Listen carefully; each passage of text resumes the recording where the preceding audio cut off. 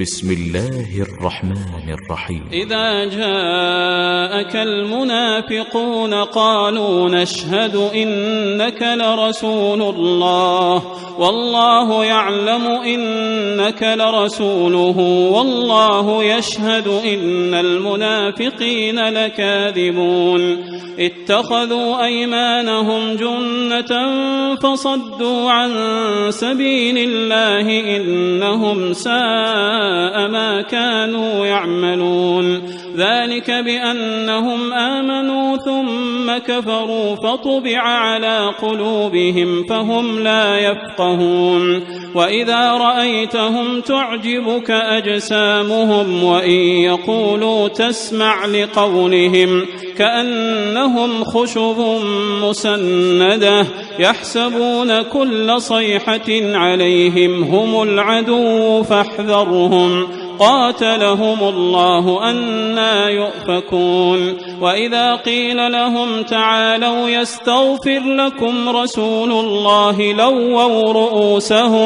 لووا رؤوسهم ورأيتهم يصدون وهم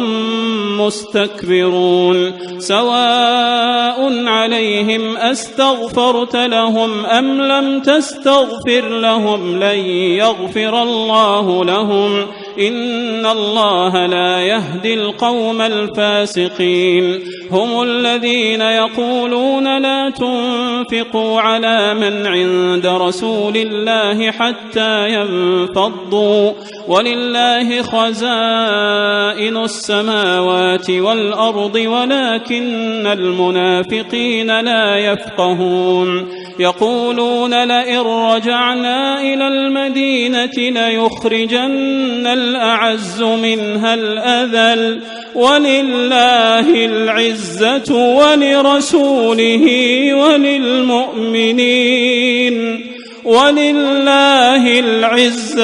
ولرسوله وللمؤمنين ولكن المنافقين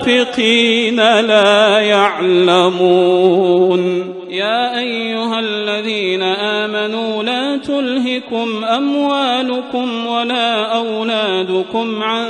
ذكر الله ومن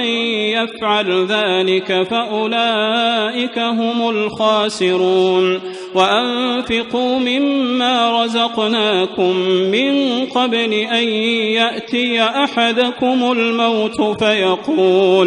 فيقول رب لولا أخرتني إلى أجل قريب فأصدق وأكن من الصالحين ولن يؤخر الله نفسا إذا جاء